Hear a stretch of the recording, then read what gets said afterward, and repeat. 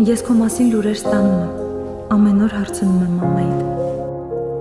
բայց 5 տարվա մեջ ոչ մի անգամ չեմ տեսել քեզ ու կարոտում եմ։ Պապայից էլ եմ փորձում քո մասին ինչ-որ բան իմանալ, բայց անգամ քո դատի օրը ոչինչ չասաց, եկավ տուն,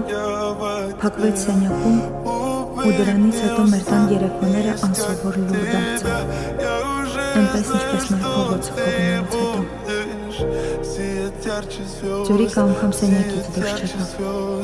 ոչ էդ օրը, ոչ էլ հետո։ Օրեր շարունակ սենյակում էր փակվում, իսկ հետո մի քանի օր տանը չէր։ Գտան,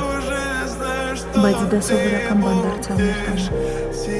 Ձյուրիկին փակում էին տանը, բայց միշտ ելք էր գտնում փախնելու, հետո բերում էին, որպես տարիներ շարունակ։